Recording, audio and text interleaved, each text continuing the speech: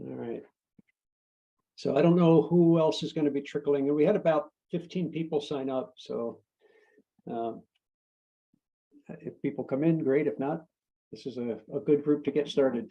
So I'll just give a quick overview of some stuff that's been going on in the regen side, and then we'll hear a little bit about what ERA Brazil's been doing, and then kind of open it up to questions, and other people can fill us in on what's going on in different parts of the world. I mean, first of all, with regen, we have the science and foundation community call immediately after this. So if anybody's really interested in hearing more about regen, stick around for another hour of fun with regen. And that's a monthly call as well. It just happened to coincide with the environmental stewardship call. As far as what's going on, there's still lots going on in regen. It's pretty frenetic pace within the registry. I think a lot of the work now is getting the registry guides wrapped up, at least out into put out so people can comment on them. So we're trying to get them in good enough shape for public comment, I'd say. People know Giselle. She responded to reviewer comments last week, I guess it was. So that was a pretty big milestone. So that's hopefully the carbon plus grasslands methodology is going to be finalized pretty soon. It's just going to be another back and forth probably with the reviewers there. On the DSI, in the DSI world, I don't know if anybody here is actually following DSI, but there's a group called DSI Labs, and they have a product called DSI Nodes that they're working on. It just recently got out of the alpha stage, so now it's kind of in the beta stage. And I'll just drop this into the chat in case anybody's interested. But these DSI Nodes are meant to be a platform for publishing, basically.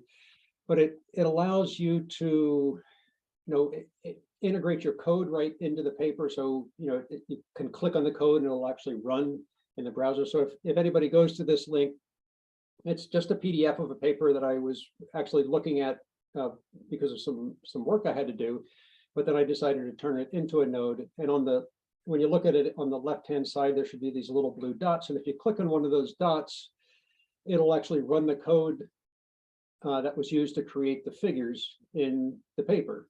And that can be really helpful. It runs a Jupyter notebook. So it helps people that are interested in actually running code that's in a paper, because oftentimes people will be talking about their code and they might have a link to a GitHub repo, but then you need to download it, you need to kind of read about it.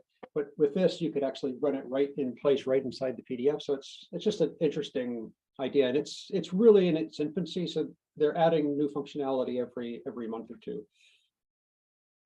People that are familiar with the fiber shed grazing methodology, it's sheep grazing in vineyards. That's still progressing fairly slowly, I would say. We're working with Loa Labs, who works a lot with Regen Network on some of the marketing aspects around those credits. The credit is going to be called the kilo sheep hour. It's based on how many sheep times the number of hours that sheep have grazed in a vineyard. And they're just trying to figure out where to focus for the initial launch, I guess, when these credits are available, hopefully later this year. As far as rabbit holes that I've been going down, the most recent one is just looking more at biodiversity credits. I think everybody's been hearing a lot about biodiversity credits, especially after the COP15 that was in Montreal at the end of last year. And a lot of people are developing new methodologies. So I'm just trying to get a sense of what's going on in the landscape as far as methodologies, and everybody seems to be trying to position so their methodology can become a standard, or at least some principles in their methodology can become standards for other methodologies. So it's kind of interesting as a spectator, with a spectator perspective, I think, to see what's going on. And Becca, since you're here, do you mind giving a high-low? I guess this is less of a surprise than it was before, but it is still. This is unrehearsed, so if you have some high-low news or something you want to mention, that would be great. Not too much. I think we're experimenting with some like simple voting mechanisms in high-low, so we can kind of start all as a community exercising some governance muscles. So that's something that we're working on kind of in the background. while just trying to make it a practice internally and with the community to land things in the space. So the goal being to really have everyone in the broader community, whatever role you might play, be able to connect and support each other and review things. So it's a means to support the work going on. And it's also a means to invite co-design in with the registry guide and with public comment. So kind of like registry processes that we want to be deeply working with others on. So we're building it out. This is the invite link to the environmental stewardship group. And it's certainly intended to be a place where like questions can be dropped or inquiries can be made or offers or requests can be made. So it's intended to be a pretty flexible, nimble, and clean community space. During each of the community calls, we're going to spend each one of those kind of going through what's been recently shared, like what's moving between us or others. It's a place where you can post events going on within your own space that you want to invite the region community to. So all feedback and input is welcome on this. And we also just added in the guide a participation kind of walkthrough of how to use Hilo. So I'm dropping that here as well. So that's kind of all on that front. Thanks, Ned. All right, thanks, Becca. So yeah, just to wrap this part up, the next environmental stewardship community call is going to be in a month. It will be Tuesday, the 27th of June, and it'll be at the earlier time. So it's 9:30 a.m. Eastern time or 1:30 p.m. GMT. And I'll send a note out announcing that probably today or tomorrow. I'll send a recap with a link to this video today or tomorrow, sometime soon. All right, so I think now we can move on to ERA Brazil. Jiao, do you want to just kind of give an introduction and then dive into what you have to present? It's well, there might have been some internet issues, but we think they're fixed. Yeah, I think we'll see how it goes. We'll deal with yeah. things as it progresses. No, perfect. Thanks a lot, Ned, for the introduction, and nice to meet you all who I'm seeing for the first time here. I'm João. I'm the head of strategy of ERA. We're a project developer based here in Brazil. We've been working with the Cerrado biome, which is a very threatened grassland biome here in Brazil.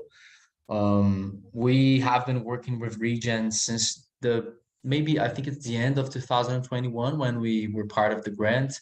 We were one of the 40 projects that won the grant at the end of the year to develop a methodology based on biodiversity. I think this methodology has organically kind of shifted ways along with this last year, and now it's finally has this consolidated phase, and we're in the process of putting it out to the world and start the public comment period, which we're very, very happy about.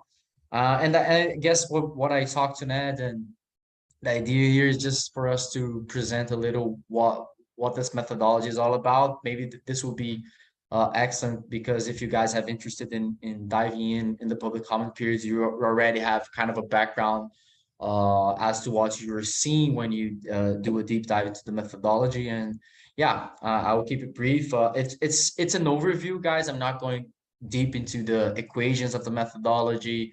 I'm just going to give an overview as to what is the objective of this methodology, the basic characteristics, and how it will be applied. I think this talks a lot of what Ned has mentioned and surfaced about this rising biodiversity agenda as of late, that it's kind of crazy to see so much interest in this area and so many standards being birthed at the same time.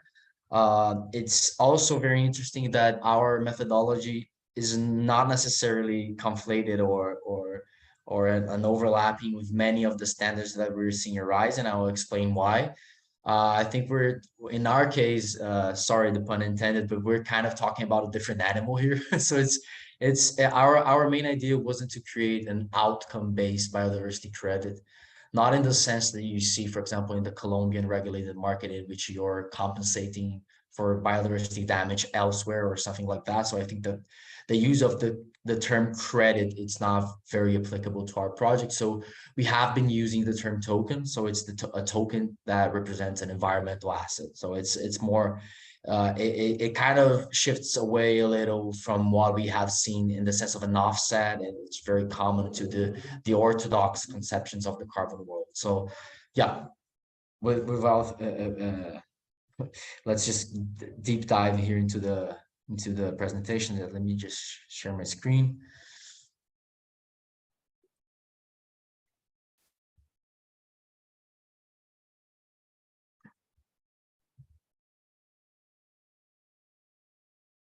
So is my connection okay? Are you guys hearing me well? Like, because I had really unstable connection. Oh, cool. Good. So I managed to fix it. That's Good for great. me. You guys can see my screen, right?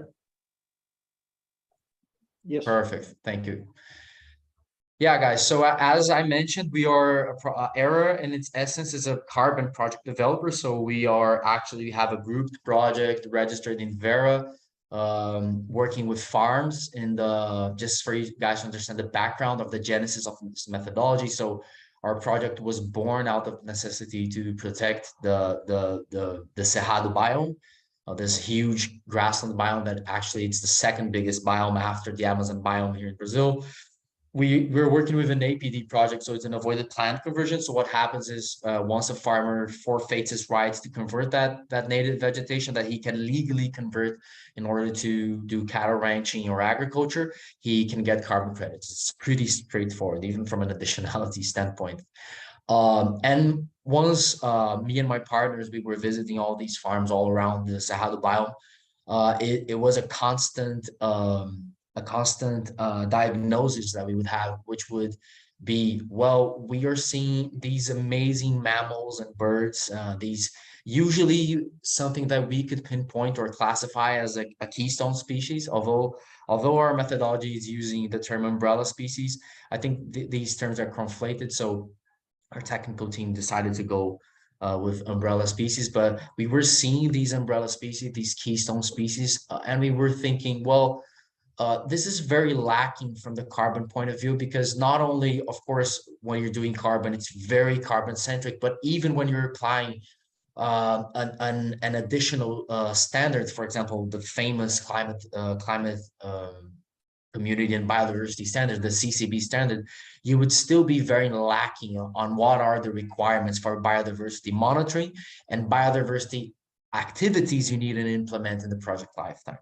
So with this kind of realization, we just had this kind of, we were bitten by this bug of, well, we need to try to find a new agenda to stack these environmental assets, and not in the general sense, but in the deeper sense was, how do we bring conservation finance that's not only bringing financial returns in terms of carbon, but actually bringing financial returns for activities that are protecting and enhancing that ecosystem for that specific keystone species.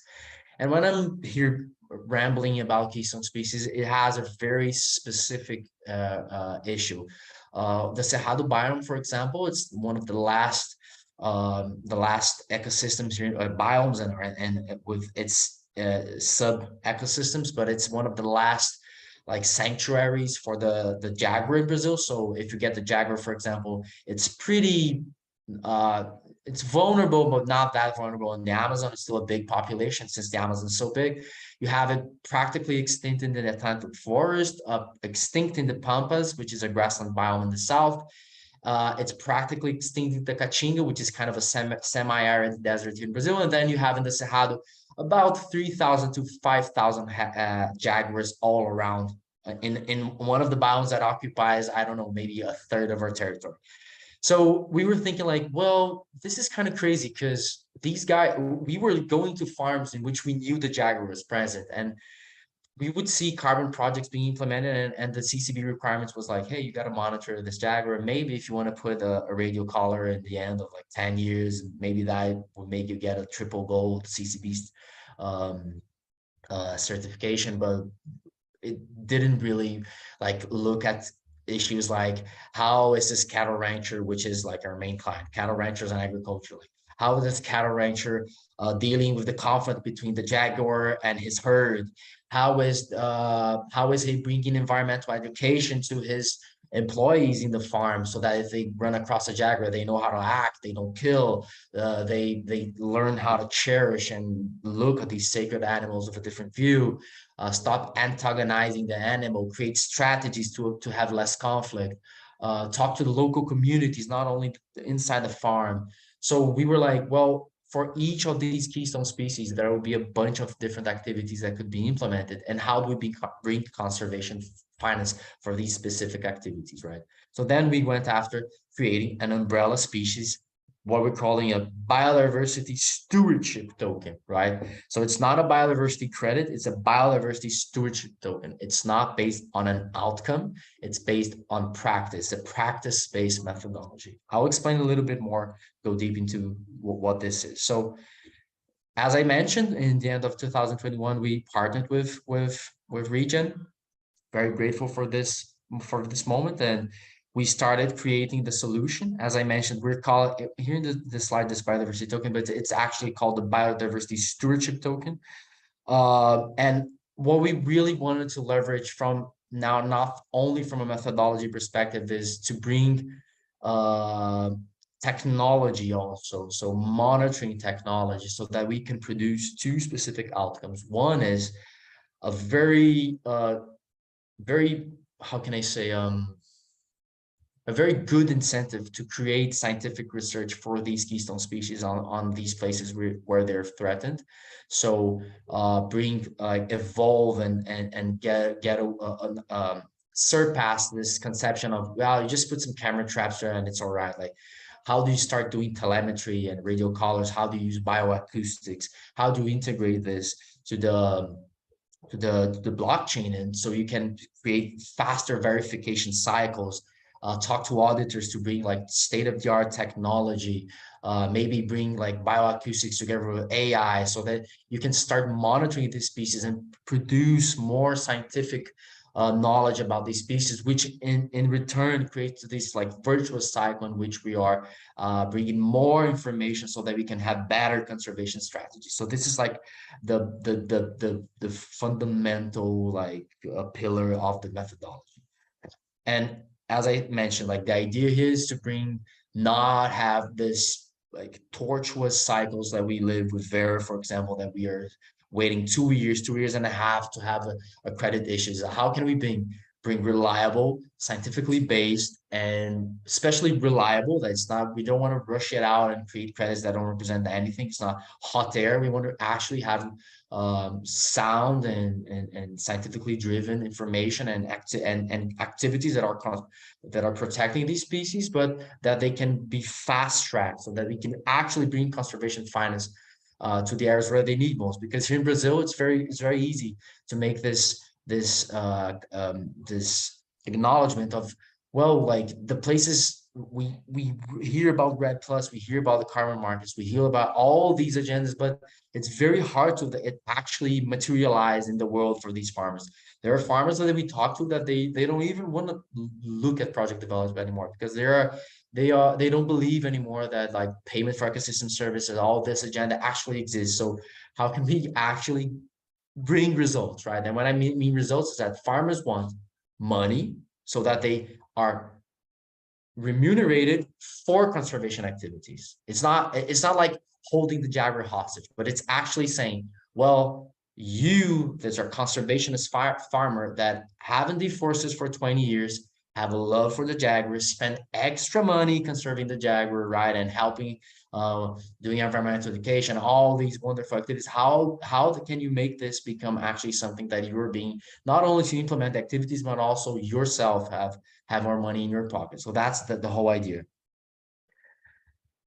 So this is basically the methodology structure, like how to structure. As I mentioned, it's based on two principles. One is that it's practice based, and two that it has a main methodology. That's what every independent of the keystone species you choose to work with, you have to implement. And then the other one is what we call the umbrella species guideline. Every species that you decide to work with will have a specific guideline for it.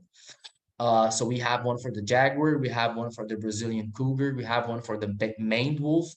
But our idea is that if this really takes off, like we will have people calling us and saying, hey, I want to create a African forest elephant umbrella species guideline. So they would go through the regen pipeline, through the scientific committee, and register and publish their own guideline for a project they're trying to work with. And how does it work in that sense? We have this you need to do for every umbrella species. You need to monitor ecosystem health, and you need to monitor the umbrella species health. So here the whole agenda is to understand how the second part of the methodology, which is the umbrella species guideline, is actually affecting the species. So you would be monitoring the umbrella species health, implementing this system of continuous improvement. For example, if you don't have enough money in the first years, maybe you can start with small financing, doing an offtake agreement for some biodiversity tokens. So you have, I don't say like $100,000. You're implementing some camera traps, implementing some environmental education strategies.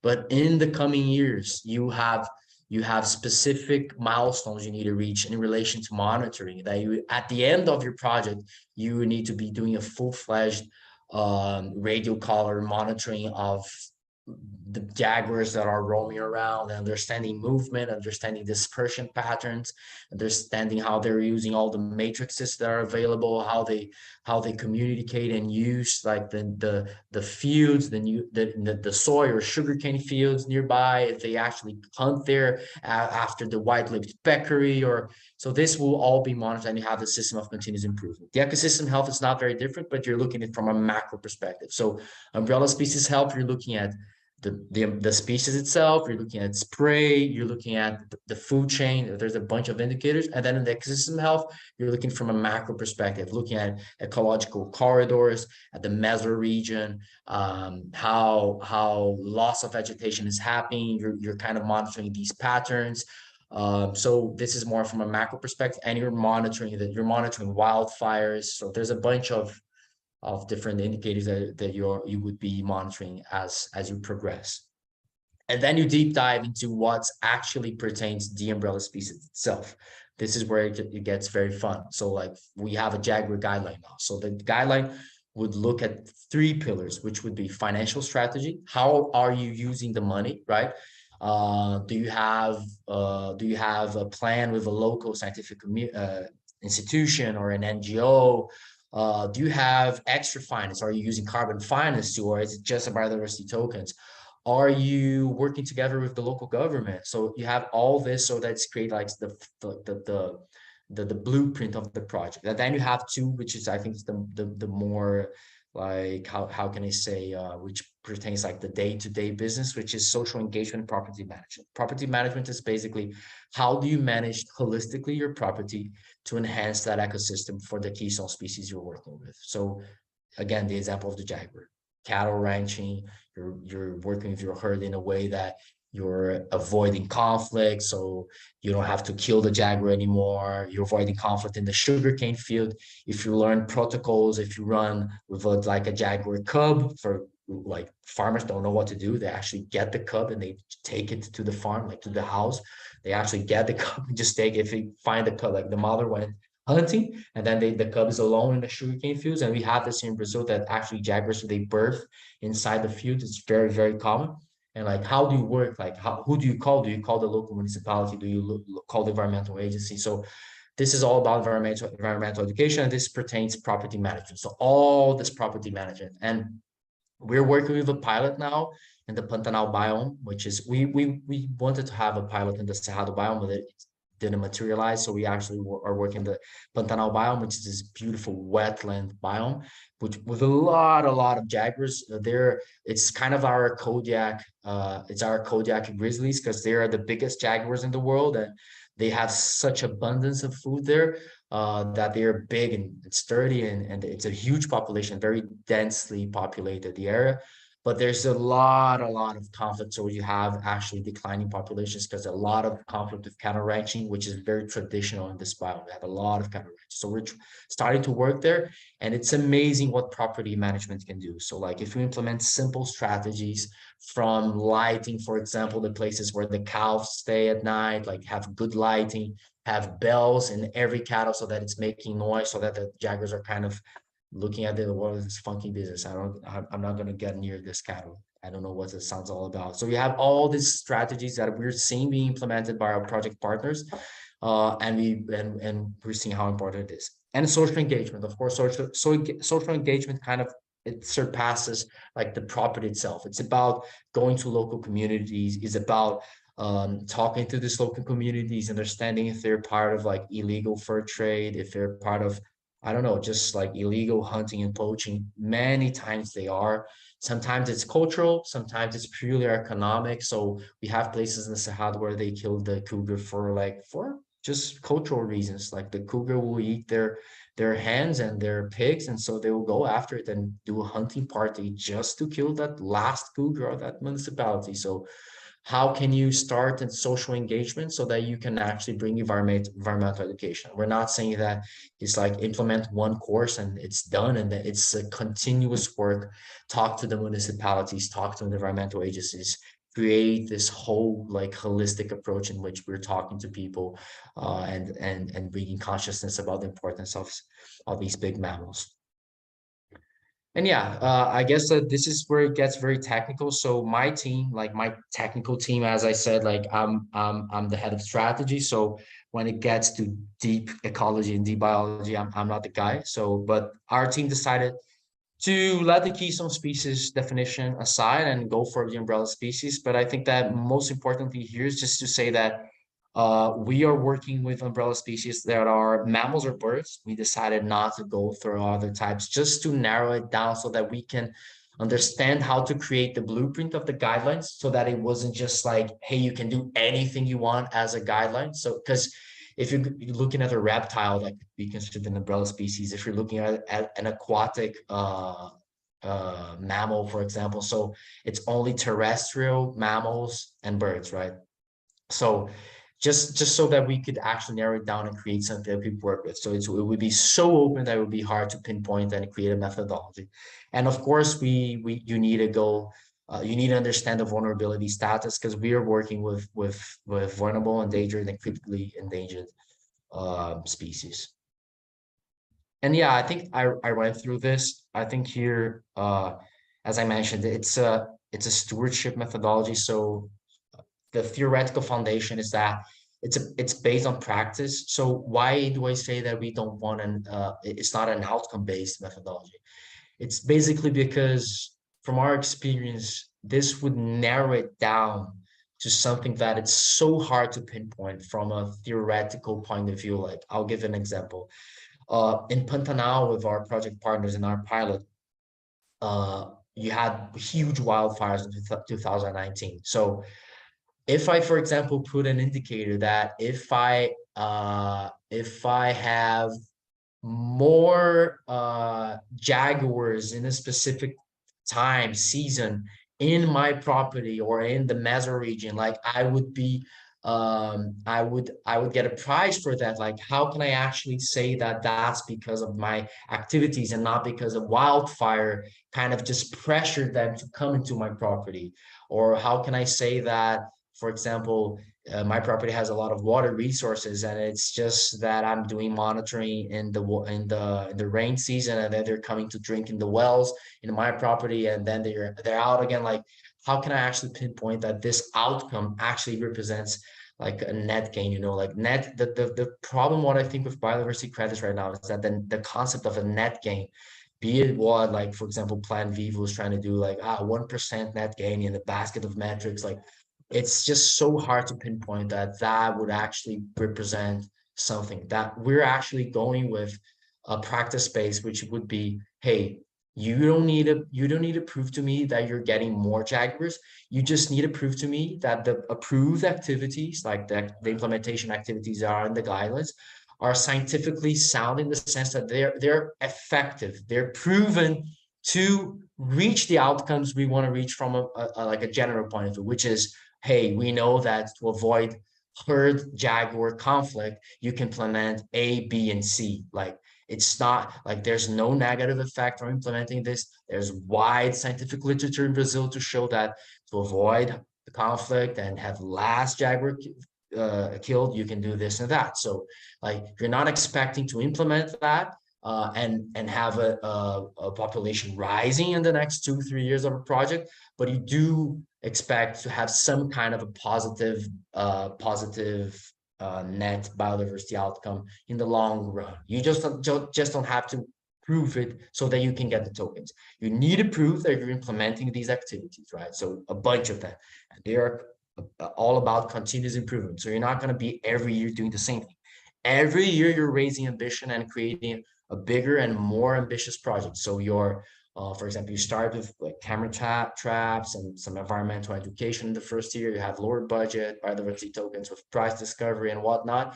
Then the second year, you already have more income. You're going to reinvest. You're going to buy radio collars. You're going to bring a scientific institution in. You're going to invest in infrastructure, separating the herd, putting the cows in a specific place where they're protected at night so that the Jaguar doesn't go there. So it starts, right? It builds up, and we have a minimum time frame of 5 years. I'm very curious to hear what you guys think about this. Like, we didn't want to create a entry barrier. We wanted to create something that we can create reasonable impact, but not have like, hey, I'm obliged to do this for 10 years, so then have people not come in the project. So we understood that 5 years was a reasonable time frame. So yeah, that's all about the practice-based conception. And just to end, like, we are inspired by a bunch of methodology that are in the market now. So we're more inspired by what we're seeing, like with the approach of social carbon, looking from a holistic point of view. Like, social carbon for many years was built upon the livelihoods framework. So we saw like a lot from like the co-benefit standpoint, how to improve, like looking from a practice-based approach and looking at continuous improvement on the project lifetime. We looked a lot at what CCP brings, but like, how can we go ahead? We looked a lot in W+, which is a framework to improve the livelihoods of women on the rural context. So as like smallholders, farmers, and we really like their approach of this like practice. They are kind of practice based too. So we got inspired by that. And of course, I think that the whole like regen agenda that has been going on for these last 2 years, looking at like the environmental stewardship and the practice-based approach, like how do we do this, how do we implement it, has been like I think the blueprint for our inspiration to create this. Yeah, I guess this is it. I think I took a little longer than I expected to, but I think I covered all points. That was perfect. Thank you so much. I think, I don't know, I certainly appreciated the detail. Howard, you got your hand up. Might as well jump right in. Oh, actually, I was applauding. Oh, Thank you. That. All right. That's encouraging too. I can't tell the difference. Does anybody have any questions before I jump in? I've got a couple. Well, I think it was fantastic what you're doing here. One thing that I mean, you mentioned it, but I think is worth kind of amplifying a little bit is, I mean, one of the criticisms I hear about practice-based methodologies is that, well, how are you going to know if it's working? That people just assume that you're doing the practice, you're not collecting any data, but you are part of the core of the methodology is really data collection. I mean, Yeah. it's just that that's not what the credit value is based on.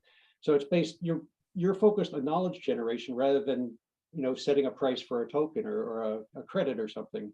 And I think that's a really important point, is that, that the focus really is on data collection, and how can we use those data then to improve life for the jaguar or for whatever the umbrella or keystone species that you're working with. So I think that's a fantastic way to look at it. And another issue, I mean, you raised the Plan Vivo 1%, and there are a lot of, I think most of the biodiversity methodologies that I've seen are outcome based. And one of the main concerns I have is that, there'll be a few metrics that people are measuring. And the concern is that management of projects are going to revolve around those metrics because that's what's bringing in the income. And, what you're taking this very holistic view. You've got, dozens, if not hundreds of different variables that you're thinking about and trying to optimize and all that.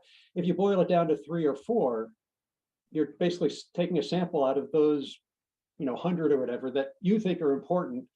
And if that's how you're going to be, focusing the management of your project, I think that's going to be a real issue, because people say, well, we have these, we could go this way or this way. Well, this way is going to bring in an extra $10,000. So let's just do that, even if it's not the common sense thing to do.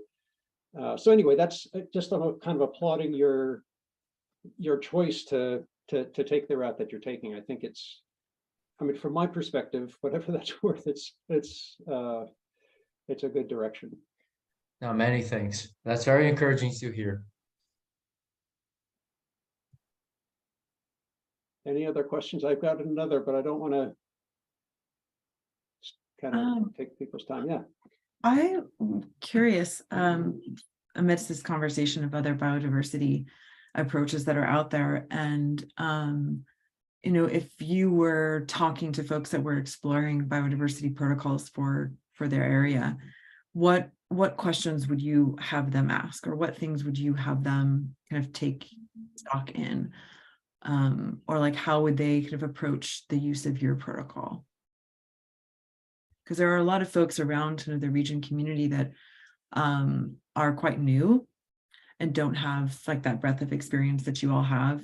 And so I feel like there are some really key questions that you all circled around and have learned.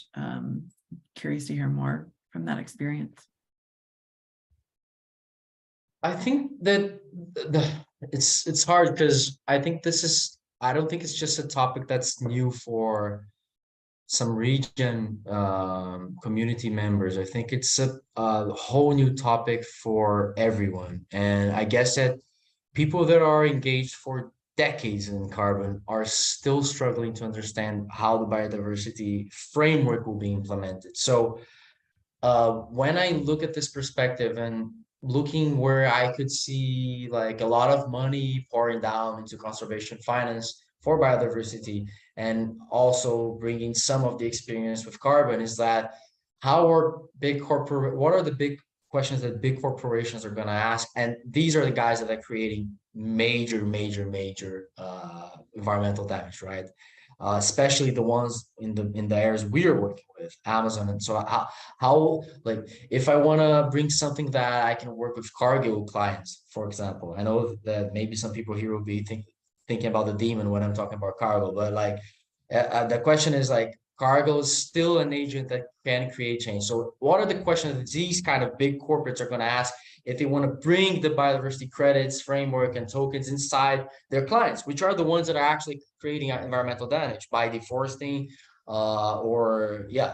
basically deforesting or degrading native vegetation. So I guess that like the most important question now is that they are less interested in understanding the details of the methodology, because when they talk to me as a project developer, they're like, hey, I'm hiring you to do this stuff if you want to bring this agenda inside my farm or whatever.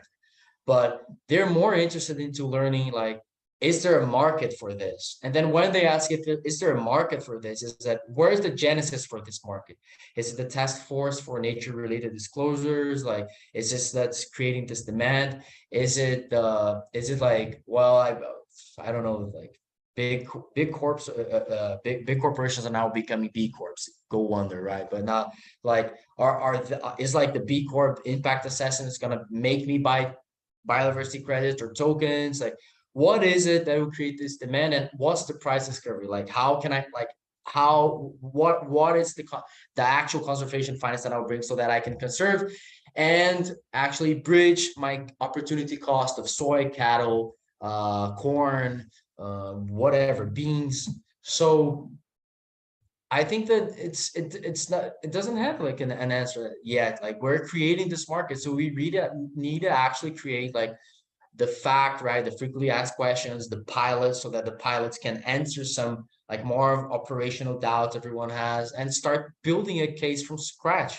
So I do hope that like us can create a wonderful pilot with our Jaguar friends, Jaguar project developer friends in the Pantanal. Like Plan Vivo can put some stuff up, like the Vera with their own like SD Vista thing can create something so that we can actually start iterating. Because at this point, I think that there's so many questions, like from price discovery to how do you implement this, and what's the worthiness of this credit? Is it practice-based? Is it outcome-based? Is it hot air? Philosophical questions like, should this be an offset? Like, I'm totally against being an offset. Like, I think it's crazy that some people are even considering this, but some people do consider this. This is actually a reality in Colombia, for example. It's actually a regulatory reality for many countries. Here in Brazil, you can compensate for environmental damage, but if you're looking for a voluntary biodiversity market, should we be talking about offsetting as we were for carbon all these years? So yeah, I think maybe I didn't answer your question directly, Becca, but it's just so I think I kind of like just went around it, but yeah, it's hard to have a like pinpointed what would be an answer here, but we're building it from nothing. So I think that we need to iterate. I think iteration is the word. Well, you did one better, and I think you painted the fuller landscape of all of the different actors that are involved at this point in time, and that it's only going to evolve further. I wonder, is it, in your experience so far, is there a willingness from these other entities, so if we're talking about Vera or Plan Vivo or others, to be more collaborative or to be more kind of communicative around what's working, what's not working, or do you feel like it's pretty siloed? Our late experience has been very good. ERA has been invited to be in the advisory, a 3-month advisory on these last months for the SD Vista biodiversity standards, especially because we were developing with you guys our biodiversity stewardship methodology. So they were happy to have us like poke holes in their SD Vista agenda, which was great. Like, I think it was pretty collaborative, but I still think that, as Ned pointed, like there's this kind of, I think people are kind of stuck with the outcome-based like approach, and they're the basket of metrics. Like, this thing is very, very ingrained in the biodiversity credit world now. And I do think that like a greater coalition, like I think that buyers are starting to organize themselves. You see like Biodiversity Finance Coalition, all these different agendas, like these very buyer-oriented people that actually cause damage. If you look at it, it's mining companies, oil and gas companies, farming companies, big traders, like they're organizing themselves because they know that this will be that their ESG strategy will necessitate at some point. But I think that us from the like from the people that are originating biodiversity credits, the standards and the project and the tribes and the First Nations communities, traditional communities, everybody, I think we need to organize ourselves in somewhat of like a front to discuss this stuff. It starts between this, I think the synapse between the standards, but I think us like as project developers, I don't know, like I think we have some project developing people here. So I think we should talk like and be like, yeah, this is cool, this is not, or like that, let's go for this pilot and let's test it, you know, like I think we need to test some stuff. And I think it talks a lot about like how do we test that, how do we bring permanence, like what do we translate from carbon into to now, like so that we can create like permanence in these activities and not only effectiveness but also like permanence and, you know, like solidity. Yeah, absolutely. I do think that it's coming to a point, at least within region itself, to be able to coalesce those that are working around biodiversity. And it's a lot of like what we're trying to use Hilo for, is like have folks gather and start like sharing documents and like talking about the key issues that are being experienced and trying to, support each other. Or, if somebody's looking to use a biodiversity, approach, then like they can kind of talk through that. But that's definitely true. I'll be quiet and let other people pop in. Thank you, Joe. Howard, now I think it's a raised Thank you. hand, right? Or is it a high five? I can't tell. This time I did mean to raise my hand. And I want to thank you for the presentation. And after we do some less ambitious categories, certainly habitat and protecting ecosystems is a place we'd like to go when we grow up. What I wanted to ask you, and the way you design your methodology, is how much did you rely on the keystone status of the jaguar? I'm thinking that we have in our bioregion a history of beavers, and that's true in many places in North America, where beavers were the keystone species, and particularly with all the attention climate change will bring to watershed protection and retaining water across the landscape, I think there'll be a lot of appetite for something based around beavers. They're regarded as a nuisance in some quarters, so that creates a hurdle for sure. But I wanted to ask, from your experience in developing the methodologies you did, how much the keystone status matters as both a simplifying and focusing assumption, or do you really look at it as the habitat and the ecosystem holistically? No, we do look at it holistically, and I think there's some openness for you to define like a given species as an umbrella species, and I'm pretty sure that a beaver would be eligible for the methodology from all that I've read from like ecology, and always having the beaver as this like keystone species in many habitats, and all these cool rewilding projects. Like I guess that the beaver is actually a pretty cool project if you guys want to talk about it. Like creating the methodology will be up now for public comments, and soon after, like if you guys want to create a guideline, that would be amazing. That would be like the pinnacle of what we are setting ourselves for. And just to make sure, guys, we're actually submitting the documents on the 30th. So after this, it's 1 month public comments that you guys will have access to the methodology, and you guys can poke holes, and I do incentivize you guys to do so. Okay, well, thank you, and I appreciate the work you did and the method you used in developing it. Very, very thoughtful. Thank you. Thank you. All right, any other questions? All right, do people have any recaps or anything, any just general questions or anything that you'd like to talk about? We've got, I don't know, about 6 or 7 minutes. If people have anything that's on your mind or updates of projects that you're working on.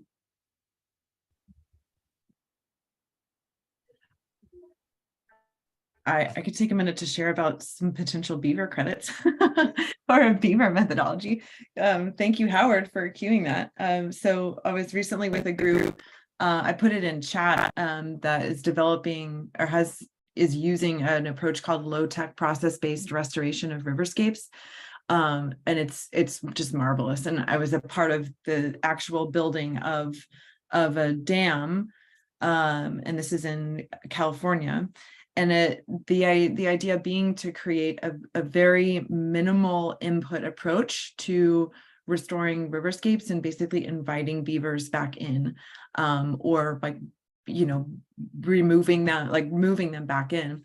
And it's fascinating because a lot of the work has already been done within the actual manual itself, like what are the process steps.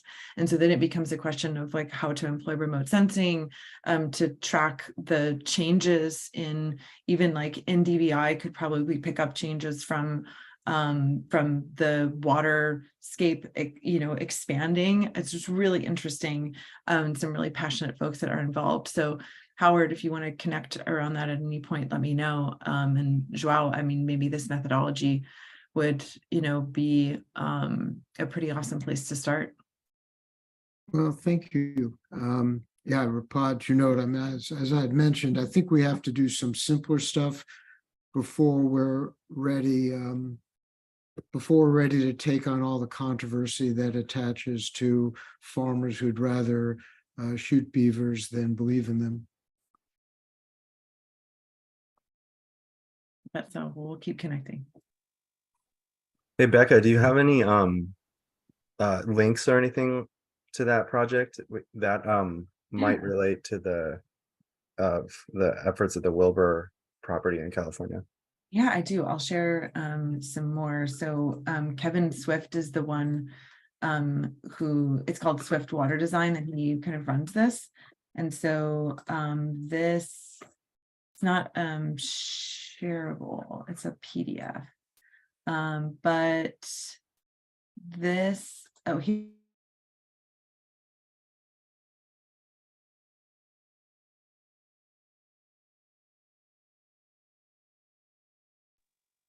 No, I think it just froze. Oh, there we go. You're back.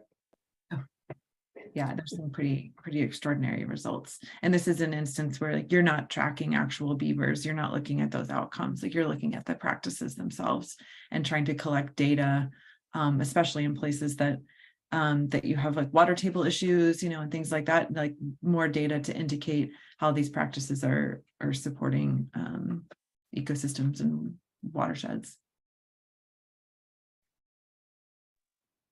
Excellent, thank you. And is it okay if I share this PDF? I'm not sure. Let me share his email so that you can ask him directly, because I'm not sure. So here's his email, and I know you met him, so yeah, go for it. Thank you. Guys, I have to jump to another meeting. It was lovely to see you all, and many thanks for the encouraging statements about our methodology. And I hope to see you guys soon. Maybe after the public comment periods will be lovely. Hey, Joao, I am before you jump, I did do a quick summary of takeaways from a lot of the stuff you shared. Is just really awesome, and I'm going to post it on Hilo for the environmental stewardship group.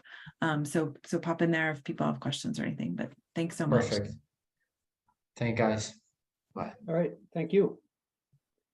All right, well, I think we can bring this to a close unless somebody has anything they want to bring up or talk about.